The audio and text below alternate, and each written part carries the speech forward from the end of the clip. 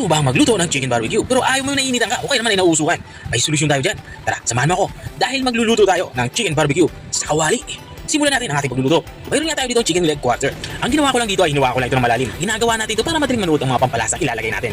Ang unang ilalagay ko nga itong ating toyo. Mga kalahating cup ng toyo ang ilalagay natin dito. Matapos natin ilagay yung toyo, inilalagyan ko na din ito ng oyster sauce. Makakatulong yung oyster sauce para mas maging malinam na ating lulutuin ulam. Naglagay na din ako dito ng calamansi juice. Saka mayroon din tayo dito giniling na bawang, saka black pepper o pamitang durog. Naglalagay na din ako dito ng banana ketchup. Makakatulong yung banana ketchup para mas maging makula ang kulay ng ating lulutuin ulam. At bubuhusan ko ito ng isang boteng Sprite at maglalagay na din ako dito ng brown sugar. 2 kutsara ng brown sugar ang aking inilagay. At matapos natin mailagay yung mga pang-marinate natin na sangkap, ay haluin lang natin ito madaling manuot yung lasa hanggang sa kailalim ng karne manok. At matapos nga natin ito mahal maigi ay tabi muna natin ito. I-marinate natin to at least 3 hours. At matapos nga ng 3 oras ay dito sa parting ito ay ihihiwalay natin itong ating mga karne manok dito sa ating pinagbabara. Dito nga sa parting ito ay magsisimula na tayong magluto. At kung nanonood ka pa rin hanggang dito sa kalagitnaan ng aking video, ibig sabihin ay nag-enjoy ka. Baka pwede mo naman i-comment kung tagsaan ka para alam ko kung hanggang saan umabot ang aking video. At balik tayo dito sa ating nilulutong ulam.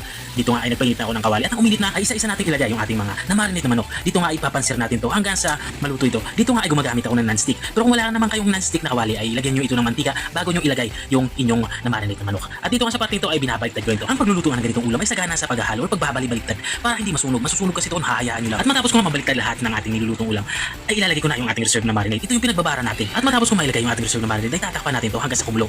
At habang nga tayo ay nagpapatuloy sa ating pagluluto, gusto balik nga tayo dito sa ating nilulutong ulam. Dito nga sa parting ito ay halos naiga na yung sabaw at nagiging mantika na yung ating sabaw. Kapag ganito na itsura niya ay unti-unti na natin itong iprito sa sarili niyang mantika katulad ng nakikita niyo. At babalik-balik na rin lang natin ito para hindi naman masunog katulad ng ginagawa ko. At kapag ganyan na yung itsura niya, parang naihaw na sa uling yung itsura niya, ay pwede natin yan i-serve. I-serve natin to kasama ng ating mga paboritong sausawan. Meron nga tayo ditong sausawan na toyo, kalamansi at sili. At ito na nga lutong-luto na yung ating ulam pananghalian. Ito yung ating chicken barbecue sa kawali. At kung nakarating ka hanggang dito sa dulo ng aking video, maraming salamat sa panonood. Kung nagustuhan mo naman to, baka pwede mo naman to i-share. O siya, hanggang dito na lang ako. Bye-bye!